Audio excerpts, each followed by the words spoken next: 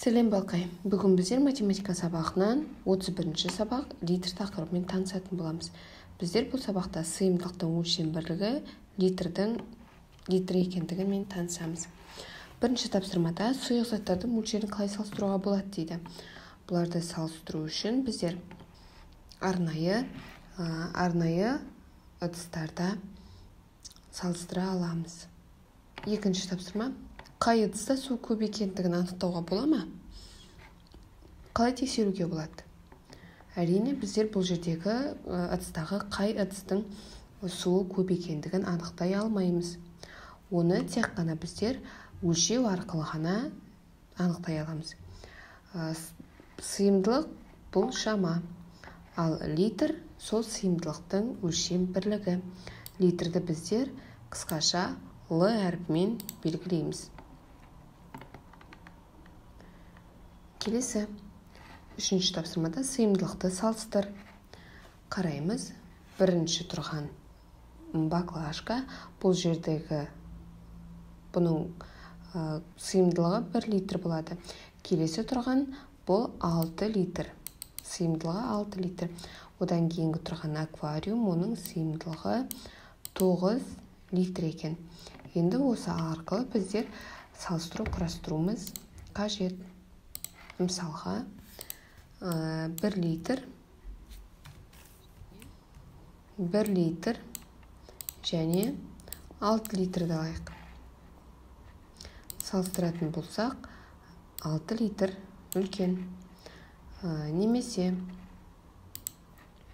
6 литрлік ыдыспенен 9 литрлік аквариумды салыстыруға болады. Бұл жерде әрине 9 литр аквариумның сыйымдылығы үлкен. Келесі 7 литрлік аквариум, 2 литрлік шәйнек және 5 литрлік кастрөлді көрсек болады. Бұл арқылы да салыстыру құрастырамыз. Бұл жерде мысалға 7 литрлік аквариум мен 2 литрлік шәйнекті салыстырайық. Яғни бұл жерде 7 литрлік аквариумның сыйымдылығы үлкен. Келесі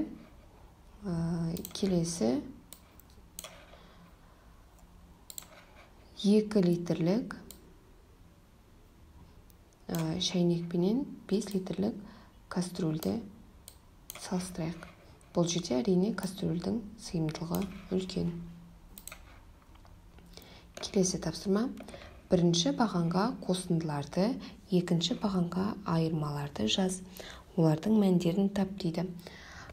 Келесі, бұл жерде бірінші баған, мен жоғарысына номерлеп кететін боламын. Бірінші бағанда қосындыларға 1, ал азайтуларға 2 деп жазатын болам.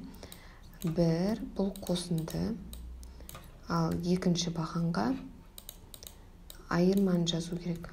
2.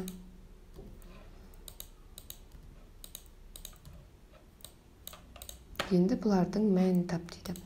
6 литр қосылған, 2 литр қосылған 6 литр тең болады 8 литрге. Келесі, 6 литр қосылған 4 литр тең болады 10 литрге. 9 литр азайтылған 5 литр тең болады 4 литрге. Осылай қалғандарының мәнін тапсам болады. 6 литр тең болады 0. 5 литр азайтылған 3 литр тең болады 5 литрге. 10 литр азайтылған 5 литр тең болады 5 литрге. 5 литр қосылған 2 литр тең болады 7 литрге. 3 литр қосылған 6 литр тең болады 9 литрге. Бүгінгі сыйымдылық өлшем бірлігі литрге арналған тапсырмалар аяқталды. Келесі сабақта кездескенше.